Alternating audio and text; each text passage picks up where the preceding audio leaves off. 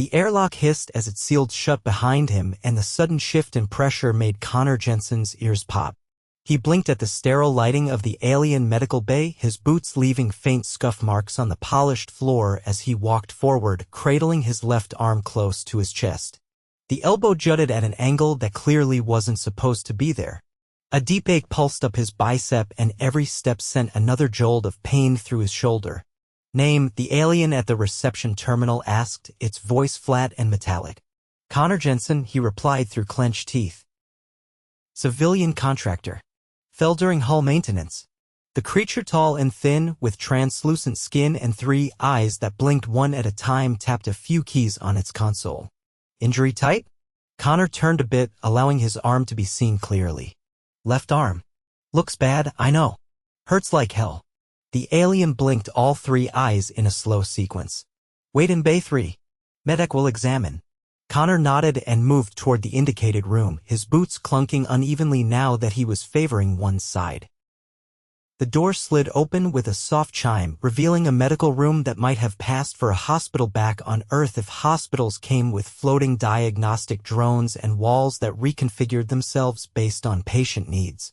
He sat down on the cushioned platform and let out a shaky breath. A dull throb had set in now, and his fingers tingled. He flexed them slightly. Still had control. That was something. The medic entered without ceremony. It or he, Connor guessed, based on the voice, stood slightly taller than him, with a long face and 2 narrow arms that extended far past what seemed comfortable. One of the fingers split into 2 halfway down. Connor tried not to stare. "I am Vilek," the alien said. "You are in pain." "No kidding." Vilek made a low sound that could have been agreement or dismissal. He gestured toward Connor's arm. "May I?" "Yeah, go ahead." With surprising gentleness, Vilek examined the arm, his fingers tracing the line of the elbow. He brought over a floating orb that emitted a pale blue light, scanning the limb in slow passes. Connor held still, breathing shallowly through his nose.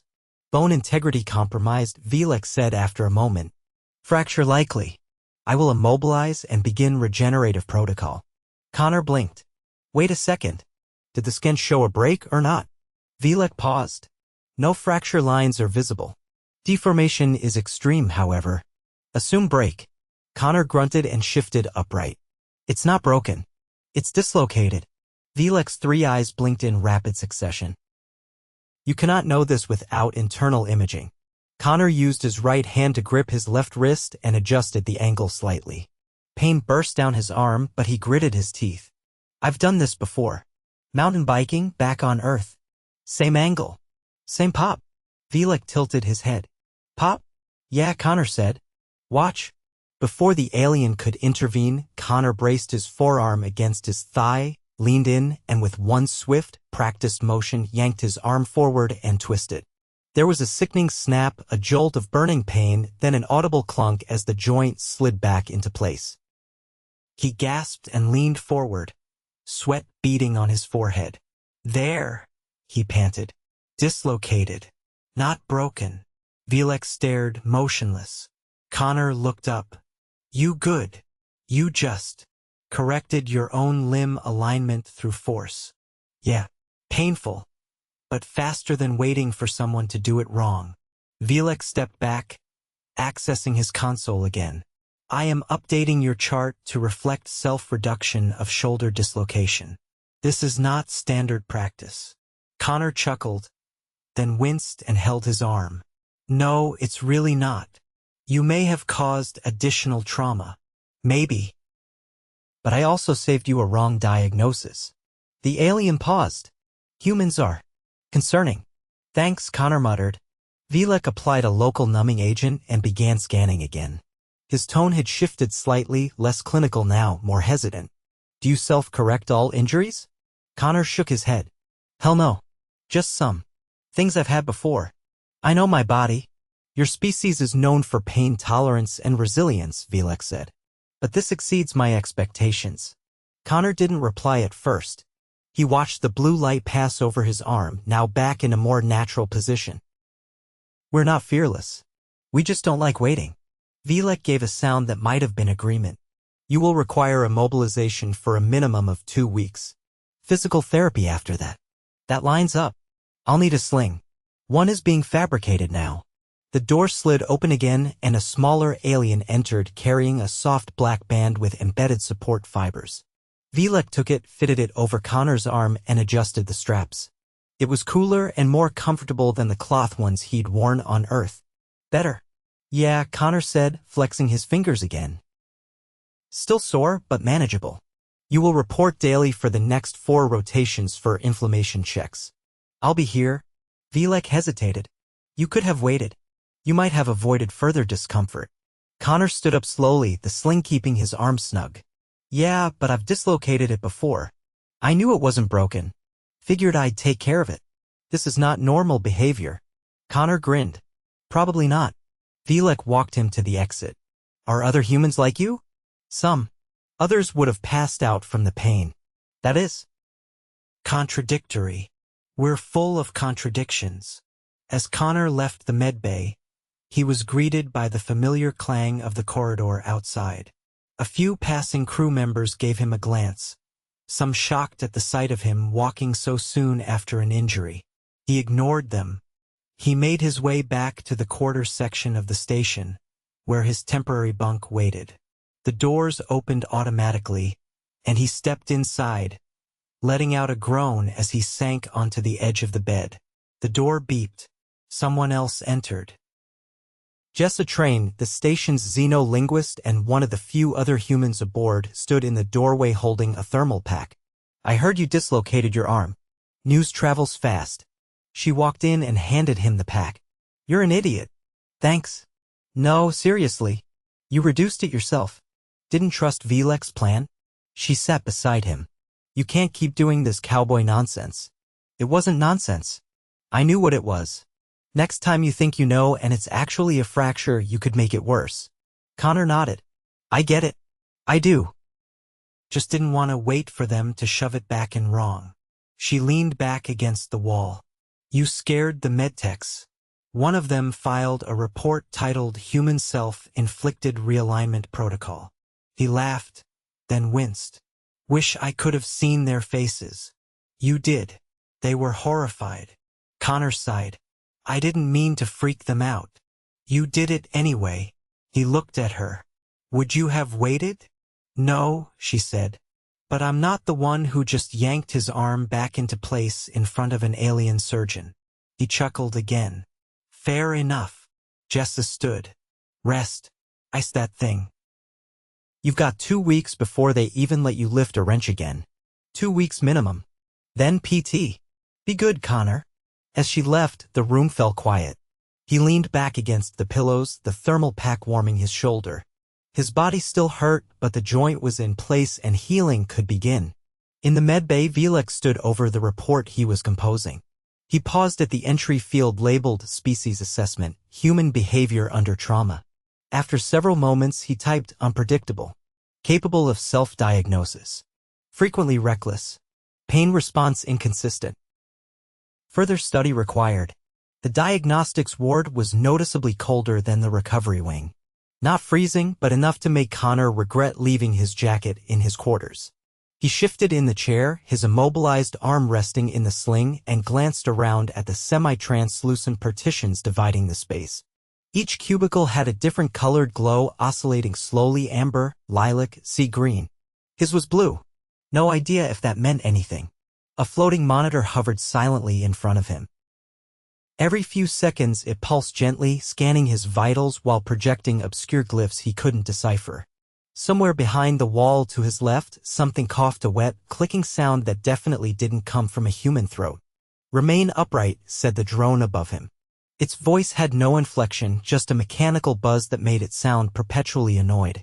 I'm not slouching, Connor muttered. No, but you were about to. I wasn't. You were leaning at a 41-degree angle. That constitutes slouching. Connor sighed and straightened his back. You guys measure that stuff? We measure everything. A soft chime rang out as the partition retracted, revealing Vilek stepping through. He carried a thin panel, wider than a clipboard but just as flat, and was flanked by a shorter medic with 4 arms and rust-colored skin. The new one's eyes were vertical slits, like a cat's, and blinked out of sync. This is Tef, Vilek said without preamble. He has reviewed your scan logs. Tef didn't speak right away. He stared at Connor with a fixed intensity that felt more like examination than greeting. Then he walked a slow circle around him, occasionally reaching out to tap something on Vilek's panel. When did you first experience pain? Tef asked, his voice high and sharp. About 8 seconds after falling, Connor answered. Describe the fall. Slipped off a stabilizer beam. My left hand caught the edge of a maintenance hatch, the rest of me kept going. Tef tapped the panel again. Angle of impact? About 90 degrees. Straight down. Caught with the arm, took the rest in the ribs. You're lucky you didn't rupture a lung. Connor raised an eyebrow. I didn't fall from that high. You weigh over 70 kilograms. Impact velocity at 1.7 meters per second would be enough to cause internal bruising at minimum. I feel bruised, Connor muttered. Tef finally stopped pacing. We observed localized swelling in the glenohumeral region. Subtle but consistent with minor trauma. Connor looked at Vilek. I thought I got it back into place clean? You did, Vilek said. But the joint capsule endured strain during reduction. Tef leaned in. What exactly was your method? Connor hesitated. I braced the arm against my leg, then pulled forward and rotated slightly. Same way I've reset it before. Tef stepped back. You used your own leg as a fulcrum? Yeah. While in acute pain? Yeah. Tef turned to Vilek. That should not be physically possible. I agree, Vilek said. Are you suggesting he fabricated his own account? No, Vilek said. I reviewed the onboard security footage. Connor blinked. There's footage. There is always footage, said the drone. Tef made a noise like a clicking pen. You are aware your actions introduced risk of vascular damage? I was careful. Careful and reckless are not mutually exclusive. Connor shifted again, feeling the muscles in his left arm tighten under the sling. I wasn't trying to be reckless. I just didn't want someone guessing and making it worse. Tef tilted his head. You believe our methods are guesswork? No. I believe you're not human. Which means you haven't had this injury. Which means you can't know firsthand what it feels like when something's wrong or right. Tef pulled up a holographic display, flicking through scans. We possess extensive anatomical databases. Databases don't stub their toes or pop shoulders out of place. The room was quiet for a moment. Vilek exchanged a glance with Tef, then gestured toward the floating monitor. Your blood pressure remained stable throughout the event, Vilek said. Even during manipulation. Connor shrugged his good shoulder. I was concentrating. We have observed species that enter shock from less. Yeah, we're weird like that. Tef narrowed his eyes. Is this normal for humans?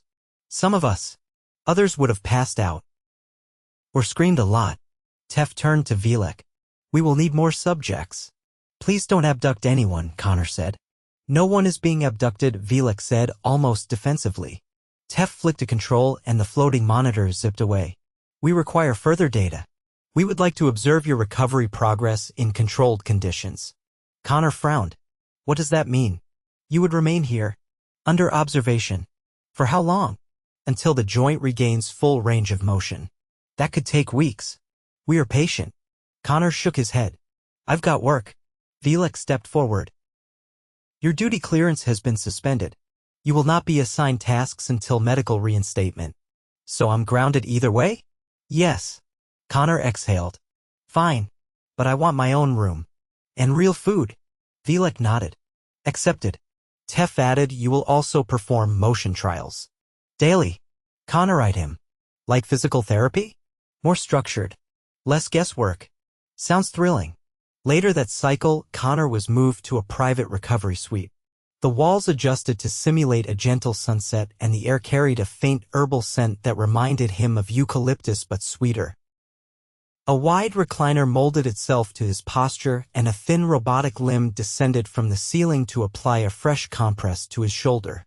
A different medic arrived shortly after this, one blue-skinned with a narrow mouth and fingers that split into delicate filaments at the tips. They introduced themselves as Aaron and began setting up a motion sensor grid around him. Please extend your arm as far as possible without pain.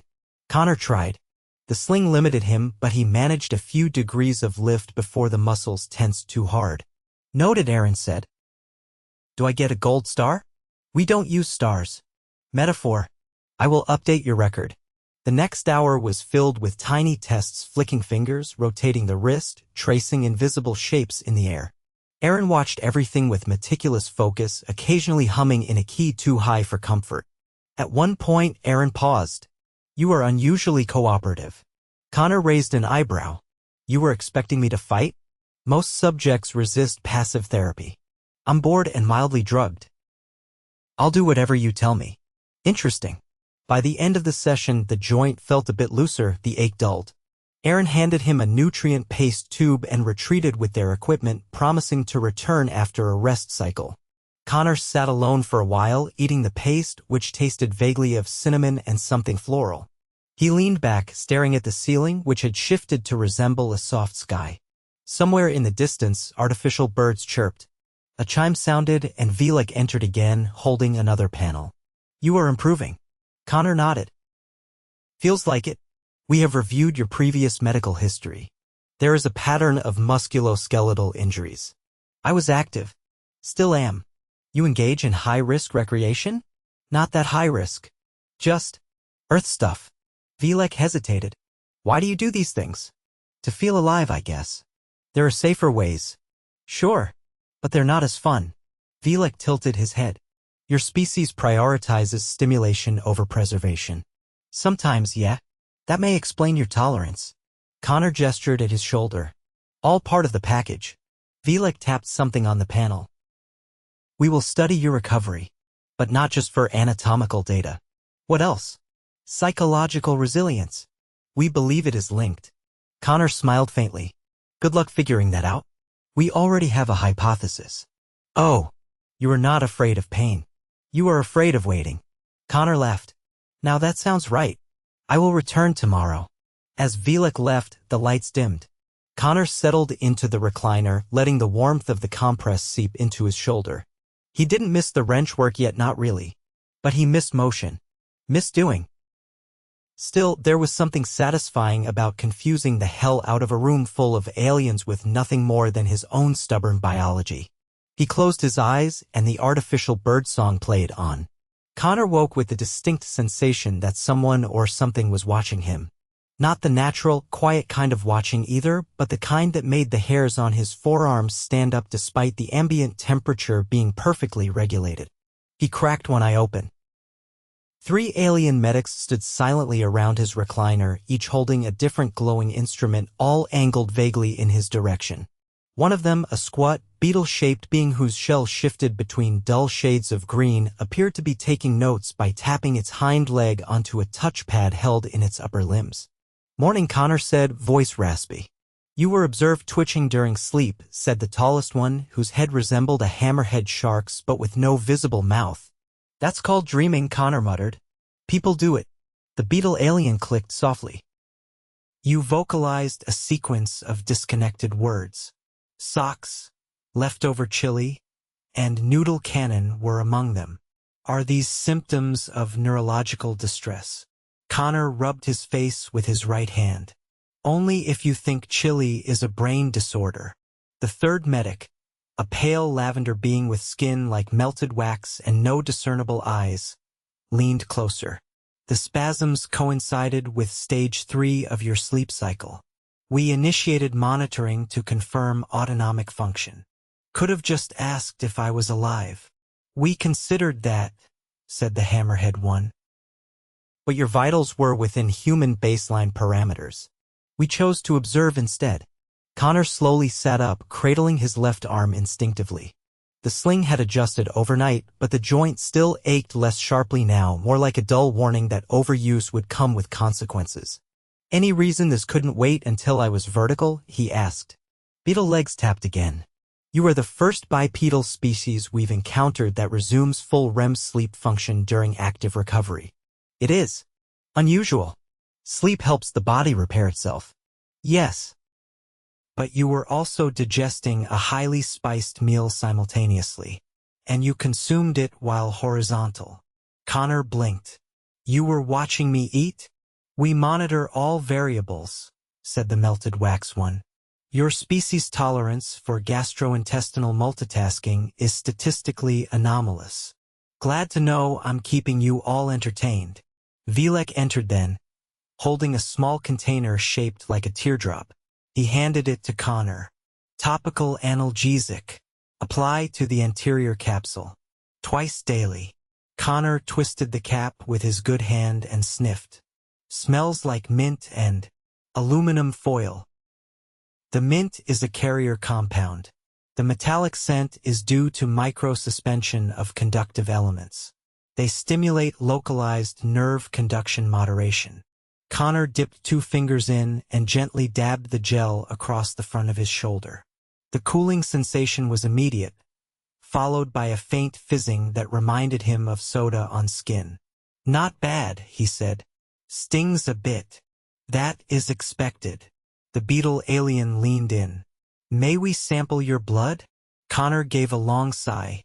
You already have my scans, my sleep patterns, and a front row seat to my chilly dreams. What's left? We wish to examine your inflammatory markers and compare them to our own regenerative models. Fine. Keep it under 10 stabs. The melted wax one produced a sleek, needleless injector. It hummed briefly, then pressed against his neck. He felt a quick pulse, then nothing. Sample acquired. Great. Now if you're done poking me, I'd like to test my range again. Vilek gestured toward a padded platform that extended from the wall. You may begin, but do not exceed 75 degrees flexion. Connor stood and walked over. The grid lit up around him, a pale lattice of lines that bent as he moved. He rotated his torso slowly, then lifted his arm forward. The joint tensed, but the pain was manageable. He stopped just short of the threshold. Feels looser, he said. Still tight, though. Good, Vilek replied. You are progressing faster than expected. You sound surprised. We are. The melted wax medic added, our models predicted a longer convalescence. You are at least 4 rotations ahead of schedule. That's called stubbornness. We have no data on that trait. You'll need a few decades. Vilek stepped forward with a new device, a small circular disc with a glowing center. This will measure micro-movements. We want to monitor your muscle compensation habits. Connor allowed the disc to be placed just above his clavicle. It adhered instantly and began pulsing in sync with his breathing. Feels like a ladybug sitting on me. A familiar reference. Don't worry about it. The rest of the testing took about 30 minutes. Connor followed instructions, lifting, rotating, flexing fingers, and tracing patterns in the air. The disc beeped occasionally and the grid flickered when his posture drifted. When he sat back down, damp from exertion, the beetle alien handed him a cloth with a built-in cooling strip. Thanks, he said, wiping his brow. You guys always this thorough? Vilek looked toward the others. Typically not. But your case has prompted re-evaluation of several assumptions. About what? Pain thresholds. Recovery timelines. Autonomy. Connor drank from a hydration pouch left on the console. You're not used to patients doing half your job for you, huh? Correct. The melted wax one tilted its head. Your species' approach to injury is paradoxical. You both respect and ignore damage simultaneously. That's just how we are. We do what we have to, then deal with the consequences later. That philosophy is inefficient. Maybe, but it gets things done. There was a quiet pause as the medics exchanged looks. Then Vilek approached again, this time without any tools. Your discharge evaluation is scheduled for tomorrow. Connor blinked. Already? You meet all mobility benchmarks. Residual inflammation is within acceptable margins. Just like that. You will be released with a compression brace and specific instructions. But yes. Connor leaned back, letting out a long breath. Thought I'd be stuck in this floating zoo for weeks. You exceeded our expectations.